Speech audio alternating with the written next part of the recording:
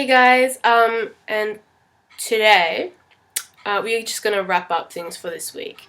Our lesson this week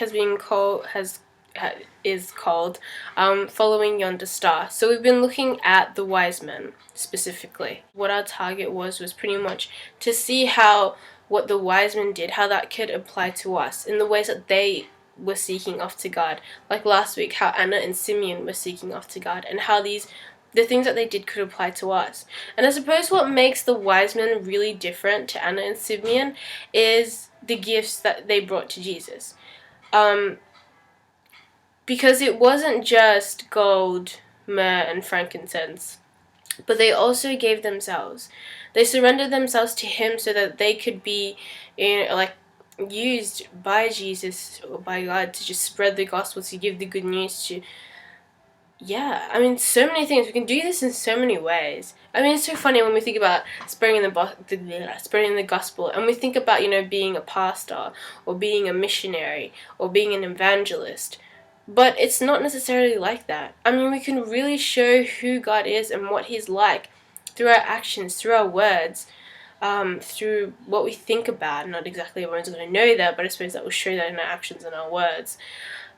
Through our job, whether it be teaching, by the way we treat people, all those things really show the kind of people that we are and what we stand for. Because I suppose when we give ourselves to God, it's more like taking on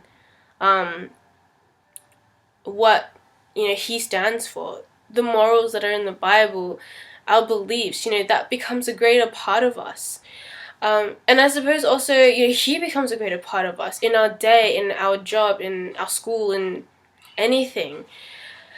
What we do, how we make our decisions, He becomes part of that. Please do share if you have any ideas or any experiences, actually, of how you communicate with God and how it's really worked out for you.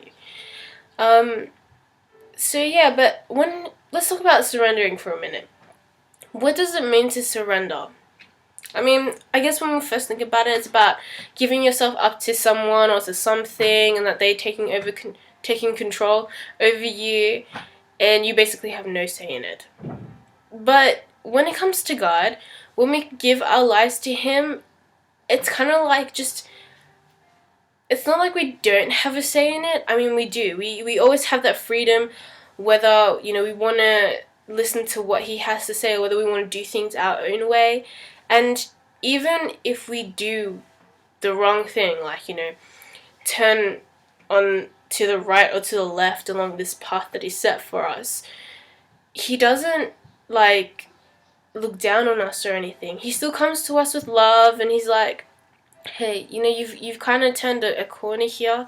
I mean, do you want to come back? And he lets us experience the consequences of our actions. I mean, that's just to teach us, and I mean, that's just reality.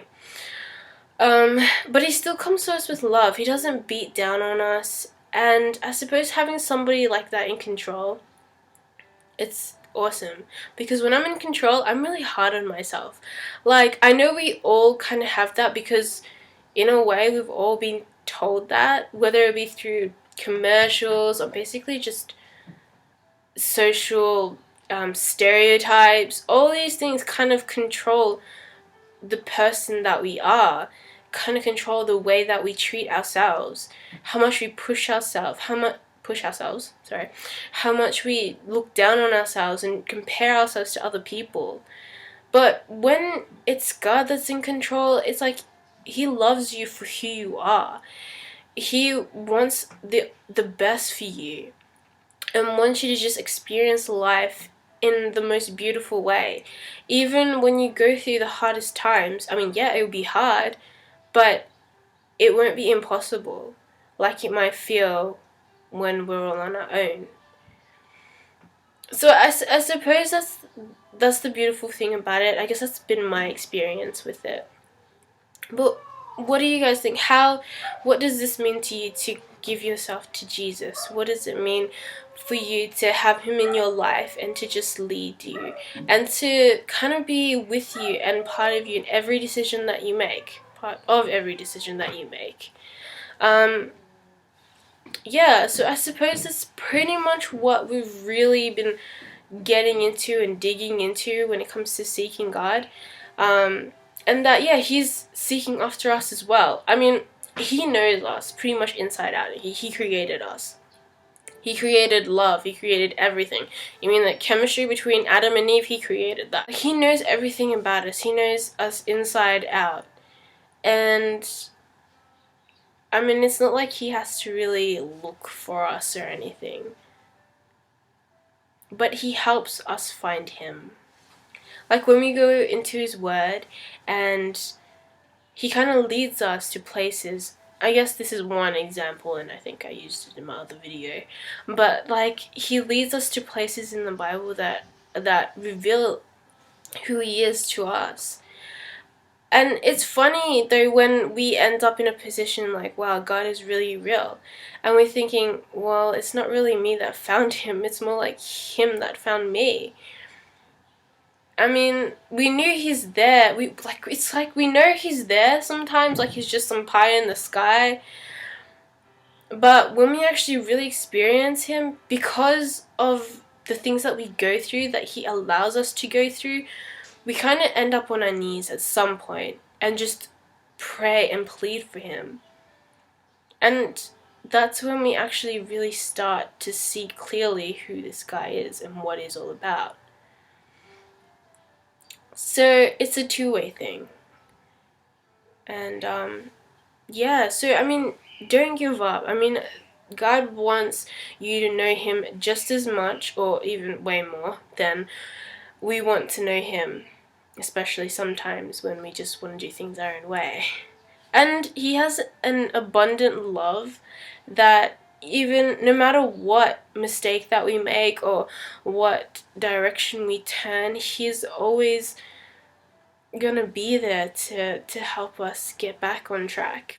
He's always gonna be there to guide us, be our light along this path that we don't even know where we're headed, pretty much. So yeah, this week has been about seeking God, and I hope he's been an amazing part of your day.